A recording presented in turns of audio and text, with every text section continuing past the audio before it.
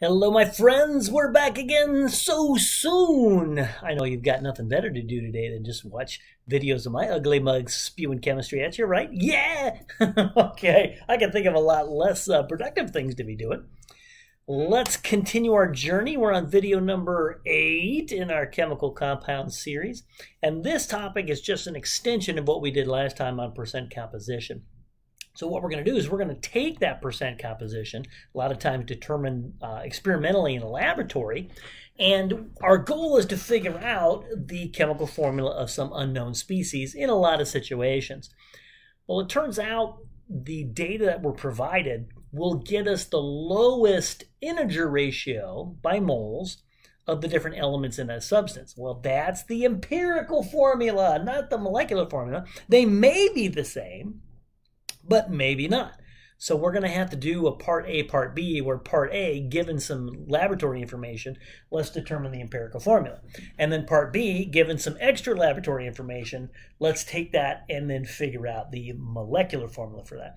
And so you might have to go back and review that video, I think it was the first video of this, on different types of chemical formulas where we compared the molecular formula to the empirical formula. I'll review that when we get to that particular type of calculation. But there's two ways we're going to be determining it. If you took high school chemistry or introductory chemistry, you probably only did the first way, where you're given a percent composition by mass. Hey, this substance is unknown. It's 32.5% tin, 15.7% oxygen, blah, blah, blah percent, whatever. And then we'll break that down and get the empirical formula from that. I'm going to show you, I've seen many different ways to do this. I like to just set up a simple table and just list the different elements, list their percentages, and then make the appropriate assumptions and calculations to get to the mole ratio that we're after of the elements in that, because that's what the chemical formula is, right? It's the mole ratio. We are going to extend that, make it a wee bit harder in general chemistry. If you're not provided the percent composition by mass, but if you're given different types of data, and there's more than just these two ways, we're going to introduce something called combustion analysis. We're going to take substances that you can boing, we can burn it up, right? Let's combust it. And from the data there, we can also get the empirical formula. It's limited mostly to hydrocarbons and other things like that. But it's quite an interesting and extensive calculation. So that's a big enough problem where I'm going to do combustion analysis in a totally second video. We'll just focus on percent composition, which is hopefully a review for most of you. So what I'll do on the next video is go through the steps. Just, you know, hey, you're given a percent composition. We want to get the empirical formula. Do this, do this, do this, do this, do this. And if you want the molecular formula, do that. Remember, become like a robot on the test. You have done it. So just like when you're, doing athletics, you're not thinking. It's all muscle memory, baby. By game time, you're not thinking. You're not worried about it. You're confident. Right? Test taking is about knowing what it is and having the confidence to get it out. You've prepared for it. Right? If you're not prepared for it, you're not confident, and you can really play mind games with yourself. I see it as a coach all the time in sports. People who I know are perfectly capable mess up. We were going towards the tournament championship in softball. I coached girls softball for a long time, and 2 of my top 3 players choked because we'd been ahead in almost every single game the whole season. We were a powerhouse team as far as hitting, so we almost always had the lead. And we lost the lead in the first inning, and I saw 2 of my top players choke. They were not used to that, so they were trying too hard and doing things they were not trained for, so they started striking out. They were missing, the pitcher wasn't doing well. They were missing balls that they should have fielded, making a lot of uncharacteristic mistakes because they hadn't prepared for that. Maybe that's my fault as a coach. Right? We should have prepared more being behind, but doing that in practice, it's not quite the same thing. So that used to happen to one of my favorite teams. I was a big Peyton Manning fan for a long time with the Colts. They were so used to being ahead all the time, and sometimes in the playoffs, boom, now they're playing from behind, and they would switch up their entire game plan they've been doing the whole season, and down they went. So hey, welcome to sports. It's a fascinating thing.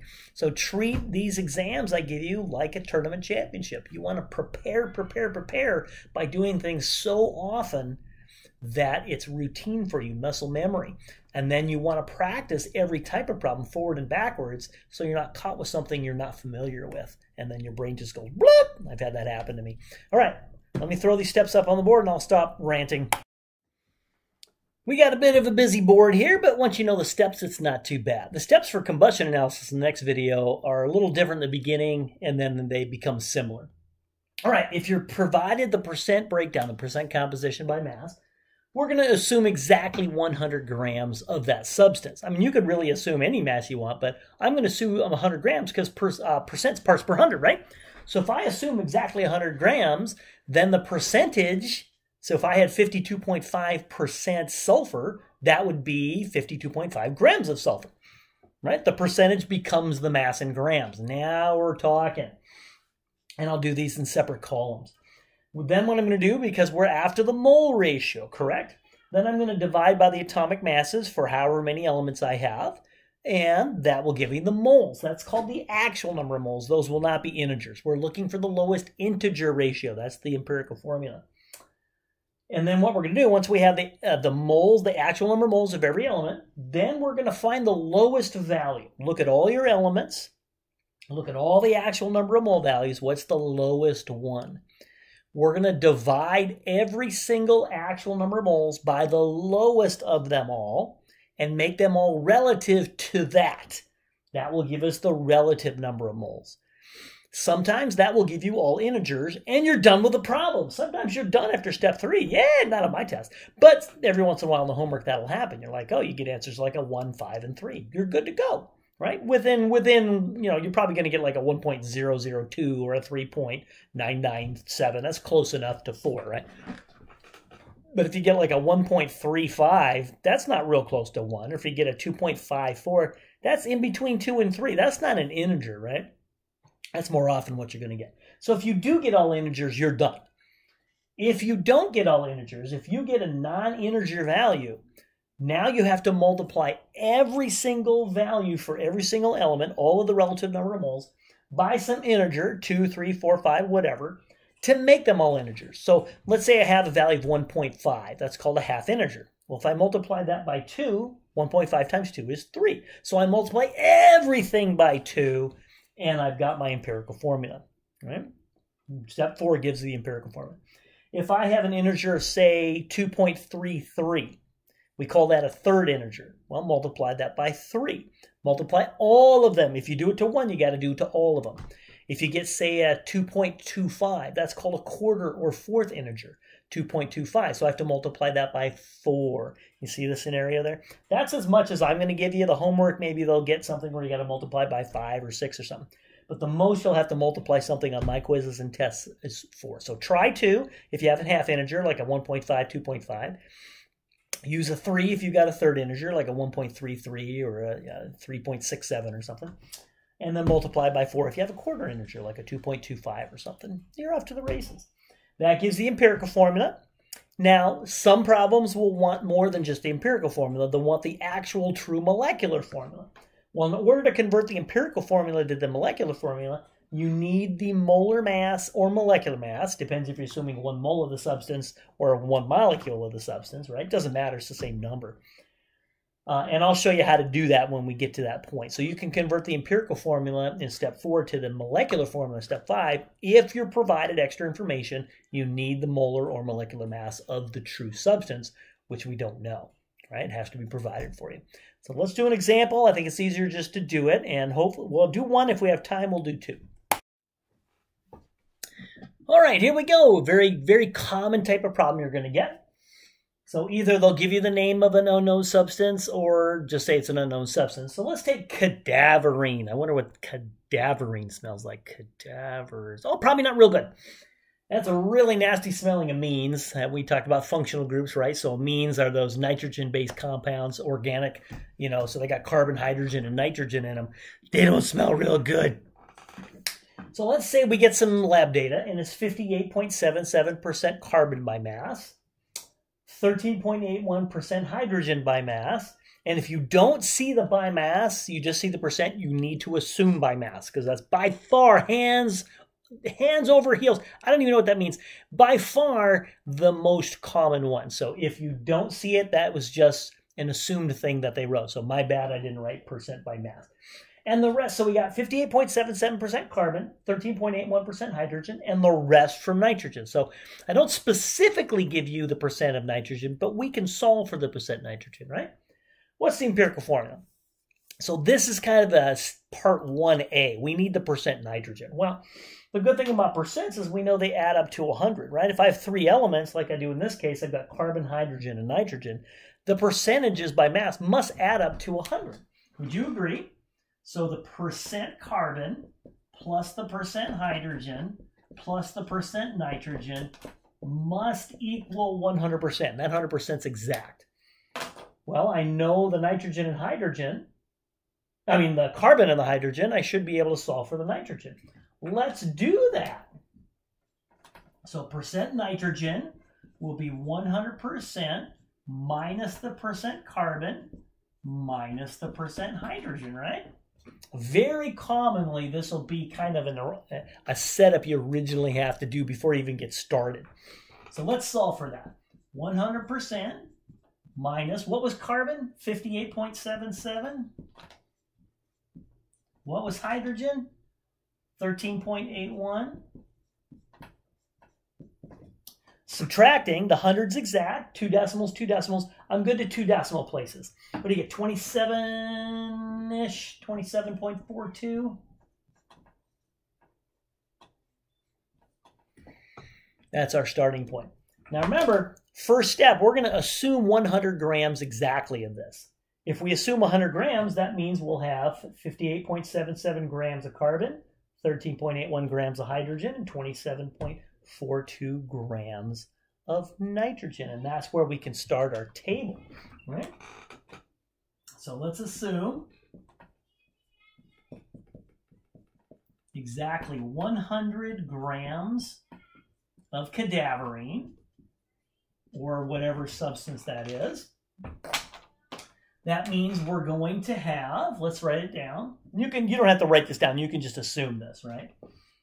58.77 grams of carbon. The numbers don't change. If we assume 100 grams and we're dealing with percent, which is parts per 100, the numbers don't change. 13.81 grams of hydrogen and 27.42 grams of nitrogen. Now we can start this problem. Just assume 100 grams. You don't have to mention it. You can just make that assumption in your head. Boom, go straight to the mass. We're off to the races. So what we're going to do is set up a table. We'll start with our first column with carbon, hydrogen, and nitrogen, our 3 elements.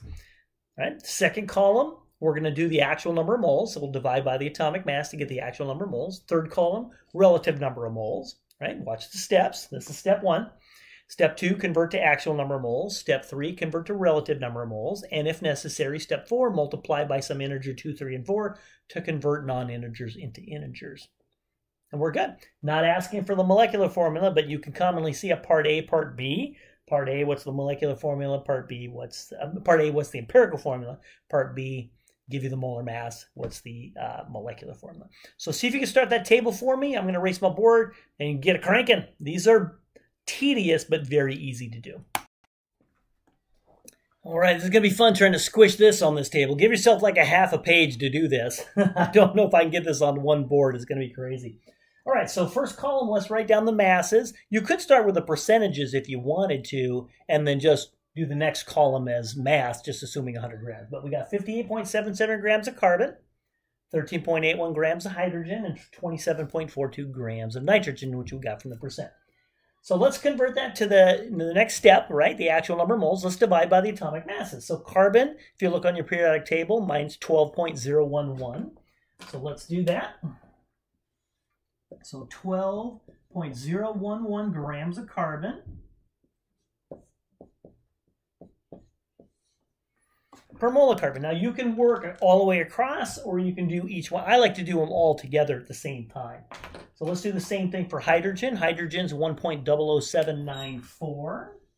So 1.00794 grams of hydrogen per mole of hydrogen. This will give us the actual number of moles, right? These won't be integers, trust me on that one. Nitrogen, what's that, 14.0067? 14.0067 grams of nitrogen. You don't have to, you'll probably end up memorizing these atomic masses, but you don't need to because I give you the periodic table, right?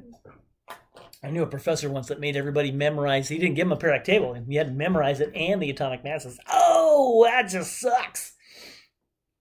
We got 4 significant digits. 4, 4. Looks like we're limited to 4 significant digits for every single one of these. All right, for carbon, what do you get? 4.893-ish. 4.893. There's your 4 sig figs. 0.1 moles of carbon. Hopefully you get the same thing I do there.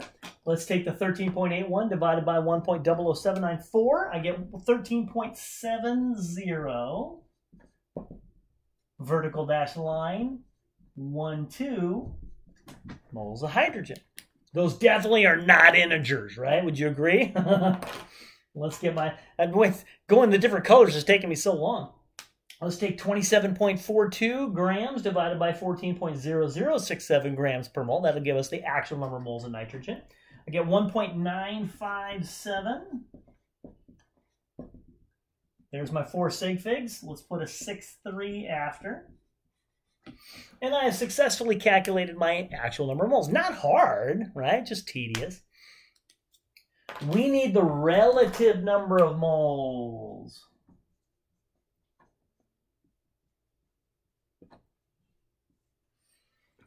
So what I'm going to do is I'm going to look at these values, which one's the lowest, and I'm going to make them all relative to that by dividing mole by that. So 4.893, 13.70, looks like 1.95763 is my lowest value, right? So I'm going to divide all of them by 1.95763. Let's do that. Let's write these in here. And we're not going to put any units on there. We're dividing them by the numerical value. Let's divide the hydrogen by that. 957.63. Let's divide the carbon by 1.957. 6.3. It's the same thing every single time. Every imperial. You given a percent composition, convert to grams, divide by atomic mass to get actual number of moles, divide by the lowest value to get relative number of moles, and you're off to the races. Now we're pray to the chem gods. Oh, please Bohr. Oh, please Schrodinger. Oh, please Avogadro. Let these all be integers like 2, 3, and 1. No. Now you know this one's going to be, one of them will always be a 1. The one you're making it relative to, something relative to itself, the mass of an electron relative to the mass of an electron is 1. The mass of a proton relative to the mass of an electron is not 1. It's almost 2,000, right? It's like 1,800 or something. So let's go ahead and do these. It looks like 4 significant digits across the board. So for carbon, the relative number of moles I get, 2.499. 2.499. Not looking like an integer, is it? Darn! 2.49945. So we're going to have to do step 4. Let's take the hydrogen and divide the 13.7012 divided by the mole nitrogen value. I get 6.998. 6.99870 moles hydrogen. That's close enough to 7 to make it 7, but that's like 2.5. That's a half integer. I'm going to end up multiplying all these by 2 to make them integers. And of course, this divided by self is just 1.000. I can do that one in my head. They're not integers, so we need to multiply them all by 2, correct? So I'm going to times that by 2, that by 2, and that by 2. So that'll make that, you know, if that's about 7, so this will probably end up being 14, 2.5, that'll probably go to 5, that'll go to 2. See how that works out? So let's punch these out just to make sure. Let's go ahead and calculate it. So this becomes, what do I get for that one? 4.998. 4.99891 moles of carbon. You guys good? That's close enough to 5. So that's about 5. Told you it was going to get squishy there. So that's about 5 moles of carbon. Let's do it for the hydrogen. Let's take 6.99870 times 2. I get 13.99. That's pretty close to 14. 13.9977. So let's call that 14. This, of course, is easy.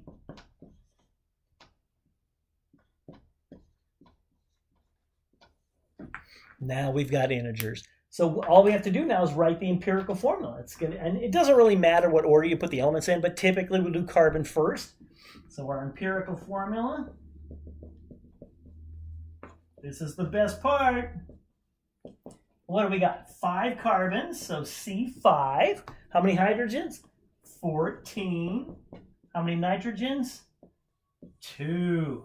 Now that doesn't tell you how things are connected together or any kind of expanded structural formula. That's just the molecular formula, but that's not the molecular, that's the empirical formula. So it could actually be like C10H28 and 4, but we don't have the molar mass of the true compound. All right. So let's do one more problem real quick. We'll buzz through it, and hopefully between those two you'll be comfortable. So the next one, let's extend it and get the molecular formula in step 5. So let me erase this board, get the next problem up for you. And I want you to do it on your own before I do. All right, I kind of put the first step up here to do it. So we got sorbitol, no information on what it is. You see the OL there? Makes me think it might be an alcohol with an OH group. So this probably has carbon, hydrogen, and oxygen. Let's see. So it contains 39.56% carbon, 7.7%, mommy, red leather, yellow leather, red leather, yellow leather, red leather, yellow leather, 7.74% hydrogen, by mass. I said by mass this time. The rest being from oxygen. So I was being a meanie again. I didn't give you the percent mass by oxygen. But we can subtract the others from 100 to get it. Notice the part A. What's the empirical formula of sorbitol? You know there's going to be a part B. Once we get the empirical formula in step 4, I'm going to give you the molar mass or molecular mass in part B and say what's the true molecular formula. So we know that the percent carbon plus percent hydrogen plus percent oxygen is going to be 100%. So take 100% minus the percent carbon, which was provided, minus the percent hydrogen, which was provided, and that gives us what's left. That's the percent nitrogen. Not nitrogen, that was the last problem, oxygen. So 100, that's exact, minus 39.56% from the carbon, minus 7.74% from the hydrogen, both to 2 decimal places, gives me 52.70. You got to have that 0 to get the 2 decimals. 52.70% oxygen. So this is the same as the last problem, but the last problem had carbon, hydrogen, nitrogen. This one has carbon, hydrogen, oxygen. Sometimes you have just carbon, hydrogen. Sometimes you got sulfur, potassium, and something. I mean, whatever, it doesn't matter. Let's assume exactly in step 1, 100 grams of that substance. So that means the 39.56% carbon becomes 39.56 grams of carbon. The 7.74% hydrogen becomes 7.74 grams of hydrogen. And the 52.70% oxygen becomes 52.70 grams of oxygen. Set up the table and calculate the empirical formula for me. So take those masses, divide by the atomic mass to get the actual number of moles, divide by the lowest actual number of moles to make them all relative number of moles. If they're all integers, we're done. Hallelujah, breakdown. Probably won't happen. And if they're half integers or third integers, multiply by 2 or 3 or 4 to make them integers. Go for it. You can do it. How you doing so far, my friends? So we've got our mass, right? So list the masses down, divide by the atomic mass. So I'm going to take the 39.56 grams of carbon divided by the 12.011 grams of carbon per mole. That gives me 3.293, 64 moles of carbon, good to 4 significant figures. So this is my actual number of moles, which are not integers, ever. Take your 7.74 grams of hydrogen, divide by the atomic mass, 1.00794 grams per mole. I get 7.6790 moles of hydrogen, good to 3 significant figures from the mass. Take the 52.70 grams of oxygen, divided by 15.9994 grams of oxygen per mole. Good to 4 sig figs, 3.29387 moles of oxygen. Definitely not integers. So now we got to divide these all by the lowest, which would be, let's see, those, boy, carbon and oxygen are pretty close. 3.29364, 3.29387. So carbon's lower by a nose. That's like me not making the state championships in the 100-meter dash because one guy beat me by, I think it was 5/100ths of a second. I mean, it's hard to hit a timer twice to 5/100. It's like his nose hair was sticking out. Oh, I still resent that. But anyway, it is what it is. Here we go. Let's divide them all by 3.29364, 3.29364, and 3.29364. It's the same thing over and over and over. And it looks like 4 sig figs, 3 sig figs, 4 sig figs. So the relative number of moles of carbon, I'm dividing it by itself, so that's pretty easy. That would be 1. I can do that in my head. Let's do the 7.6790 divided by 3.29364. So for hydrogen, I get 2.3314, right? That's not an integer. Poopy. Let's do the oxygen, which is probably going to be pretty close to 1 as well. 3.29387, that non-rounded value, divided by 3.29364, it's close to 1. 4 sig figs, so I get 1.000, vertical dash line, 06 moles of oxygen. That's really close to 1. But since they're not all integers, I'm not done. That's a third integer. 2.33 is a third. It's a third of the way between 2 and 3. So I got to multiply all of these by 3. So all of them get multiplied by 3. So obviously this is going to be 3 moles of carbon. Right there. We got that one. So let's take the 2.3314 times 3. I get 6.9942 moles of hydrogen. That's close enough to 7 for me. So let's round that to 7 moles of hydrogen. Times this by 3, so that is 3.000, vertical dash line, 18 moles of oxygen. That's close enough to 3 for me. Now we got some integers. We can write an empirical formula. Yes! So the empirical formula will be C3H7O3. Not too bad, right? So let's do part B now, where we're going to convert that into a molecular formula. I'll show you how to do that. All right, so let's say experimentally we measure the molar or molecular mass of sorbitol to be 182, and if it was molar mass, that'd be grams per mole. For molecular mass, that'd be atomic mass units or Daltons, however you want to do that. We use that little symbol for that. What is the molecular formula of sorbitol? Now remember, when we introduced empirical versus molecular formulas, the molecular formula is just the empirical times n. N could be 1 or 2 or 3. If it's 1, then they're the same, right? So how do we determine n? It's just the ratio of the molar masses or molecular masses. Take the molecular or molar mass of the true species, which is provided for you or measured in a laboratory, divided by the molecular or molar mass of the empirical formula. Now we know the empirical formula, so we can calculate that. Okay. So let me get black here. So N will be 182 atomic mass units or Daltons, since we're talking about an individual molecule. And again, if it was grams per mole, it doesn't matter, it's the same number. Now, remember the empirical formula, what was that, C3H7O3?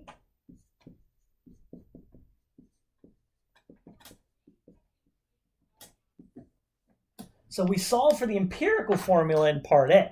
So let's take 12.011 times 3 plus 1.00794 times 7 plus 15.9994 times 3, limited to 3 decimal places from the carbon. That's the molecular mass or molar mass of the empirical formula. And I get 91.086, good to 3 decimal places, 78. Units will cancel out. Looks like we're stuck to 3 sig figs. And I get 1.9980. Is that close enough for you? to 2, right? You should, if you don't get an integer here, you screwed up somewhere, either on your empirical formula or the molar mass or molecular mass of the empirical formula. Therefore, my molecular formula will be C3H7O3 times 2. So 3 times 2 is 6. 7 times 2 is 14. 2 times 2 is, 3 times 2 is 6. I can do basic math. So C6, H14, O6. Boom! You got it, gang.